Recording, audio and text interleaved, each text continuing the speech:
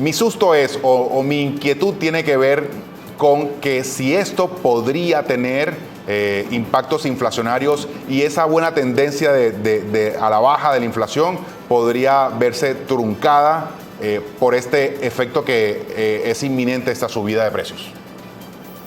Bueno, Jair, ciertamente eso que tú mencionas es una posibilidad. De hecho, el principal riesgo asociado al aumento del precio del diésel es la inflación. Es el principal aspecto negativo. Y la discusión hasta el momento, o al menos la discusión reciente, ha estado centrada en los diálogos entre el sector de transporte de carga y el gobierno. Pero eso no significa que ese sea el único sector que se puede ver afectado por un aumento en el precio del diésel. Recordemos que el diésel también es utilizado para otros fines. Se utiliza, por ejemplo, en el sector de construcción, en el sector de minería, porque toda la maquinaria pesada utiliza el diésel como combustible. Y se utiliza también, Jair, en un aspecto en el que yo no he escuchado discusión reciente, y es que las zonas no interconectadas, por poner un ejemplo, las islas de Cartagena de Indias, Isla Múcura, Isla Fuerte, son zonas que no hacen parte de la interconexión central de energía y que por ende tienen que utilizar alternativas como plantas de diésel para su suministro eléctrico. Estas son zonas que no tienen luz, no tienen energía eléctrica durante el día. Durante la noche en Isla Fuerte, conozco el caso, reciben la energía eléctrica por una planta de diésel y ese aumento en el precio puede por supuesto significar para ellos un deterioro inminente y significativo en su calidad de vida. Por supuesto lo que tú mencionas, ¿no? Si estos son transportes de carga de alimentos, ese aumento en el precio del transporte inmediatamente se ve reflejado en el precio de los bienes y servicios que consumimos, pero también puede haber un efecto directo a través del sector de manufacturas, de construcción y de minería que dependen en gran medida del uso de este combustible para llevar a cabo sus labores. Profesor, bueno, sabemos que actualmente, por ejemplo, aquí en Cartagena, que está ocupando el tercer lugar entre el precio del diésel más alto, que está en 9.028 pesos, después de Bogotá y Medellín, tenemos también que va a subir gradualmente o aumentaría gradualmente 8.000 pesos. Esto significa que lo que usted está diciendo va a repercutir evidentemente en el costo de algunos alimentos, de pronto podríamos enfrentarnos, no sé si de pronto a un paro de camioneros en una protesta por este incremento. Y mi pregunta también va más relacionada es con que si es estrictamente necesario hacer este aumento o pueden haber otras soluciones que le den un aire más fresco a los camioneros, a los conductores de estos vehículos que son los que consumen este combustible. Bien, Joana, desde el punto de vista de la teoría económica, primero, los subsidios no son la mejor alternativa. Los subsidios generan algo que en teoría económica llamamos una pérdida irrecuperable de eficiencia, porque el dinero que está pagando el gobierno siempre es mayor al excedente económico o las ventajas que genera ese mercado. Pues los subsidios son, en el mejor de los casos, cuando no hay otra alternativa, son una alternativa de mediano plazo. Tenemos que recordar que este fondo de estabilización de los precios del combustible está operando en Colombia desde el 2007.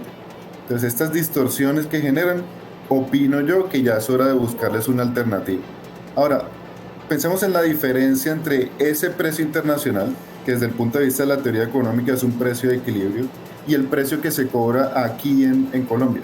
En Colombia, como tú mencionas, tenemos un precio promedio de alrededor de 9.000 pesos y el precio internacional es de 16.000. Es decir, que para cerrar la brecha sería suficiente con un aumento de 7.000 pesos. El presidente de Ecopetrol ha mencionado que una buena forma, una manera efectiva de cerrar la brecha no es por supuesto con un aumento inmediato de esos 7.000 pesos o incluso más de 8.000 pesos, es con un aumento paulatino. Gradual. Y en efecto, estos subsidios es como ya ir cuando a uno le dan una medicina, por ejemplo. En el caso de muchas medicinas, uno simplemente puede parar de tomarla y listo, se le quita la enfermedad.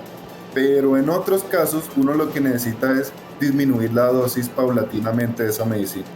Si necesitamos cerrar una brecha de 7.000 pesos, lo podemos hacer en este año 2024 aumentando el precio en, por ejemplo, 2.000 pesos y subiéndolo de esa manera paulatina para en 3 o 4 años tener un precio de Colombia, idéntico al precio internacional. Entonces yo creo que sí es una alternativa, sí es algo que hay que desmontar, el subsidio al diésel, pero hay que hacerlo de manera paulatina. Pero, por ejemplo, entonces pensando, porque hay otro tema, pues, estamos concentrados ahorita en transporte de carga, pero también el transporte público se mueve con diésel, Transcaribe se mueve con diésel, las busetas que todavía ruedan por aquí se mueven con diésel, los taxis ya no, sino que con gasolina corriente y la mayoría con gas natural, pero es decir, también podría haber un impacto en el tema de la movilidad, de ese transporte diario que usa la gente. Ahí entonces podría aplicarse para no golpear a la gente, podría entonces pensar en que eso sí ya es raya un poco con lo que nos expuso ahorita el tema de los subsidios, es subsidiar más la operación del transporte masivo público de la ciudad, por ejemplo. En efecto, la idea, Yair, es que este subsidio en el diésel es algo que no es gratuito, es algo que como sociedad nos cobran por otras vías. Y una de las vías a través de las cuales nos están cobrando como sociedad este precio del diésel artificialmente bajo es a través de un precio de la gasolina artificialmente alto. Entonces deberíamos esperar que a medida que el precio del diésel se equipare al precio internacional, el precio de la gasolina también baje y pueda resultar como una alternativa más útil, más benéfica utilizar gasolina en vez de diésel. Espérame, eso no lo entendí. ¿Cómo así? Explíqueme con más plastilina ese punto específico porque no lo entendí. La idea es que si tenemos este precio del diésel artificialmente bajo aquí adentro en Colombia, sí, eso es algo positivo, al menos algo positivo, por ejemplo, para las personas que transportan carga, que están en ese negocio. Sí. Pero eso es una ayuda que no viene gratis. No viene gratis. Eso lo pagamos todos los ciudadanos. Ese es el punto, eso lo pagamos todos los ciudadanos. Y una de las vías a través de las cuales pagamos ese precio artificialmente bajo del diésel es con un precio artificialmente alto de la gasolina. Porque la pregunta es ¿de dónde saca el gobierno ese dinero? En parte a través del precio artificialmente alto de la gasolina.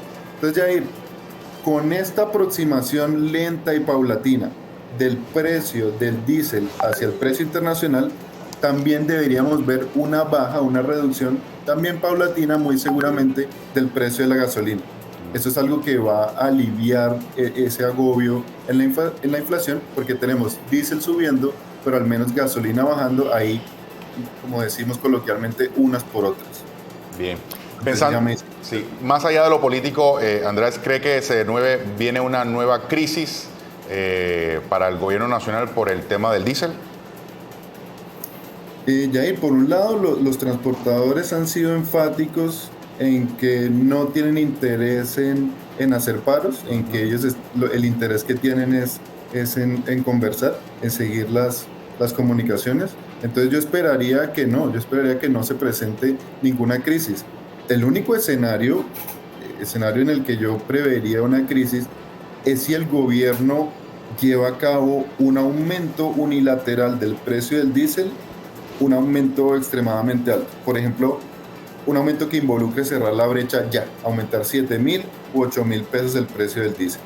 Pero incluso si el gobierno lleva a cabo un aumento unilateral, sin consenso con los transportadores, pero un aumento de alrededor de 2.000 pesos, que claro, no se va a desmontar ese subsidio inmediatamente, sino que va a ser una disminución paulatina en el subsidio, yo no preveo que eso traiga consigo una crisis en el sector de transporte, ni más interesante que eso, una crisis inflacionaria, porque durante los últimos meses, entre el gobierno y el Banco de la República, las políticas conjuntas han llevado a cabo un control de la inflación.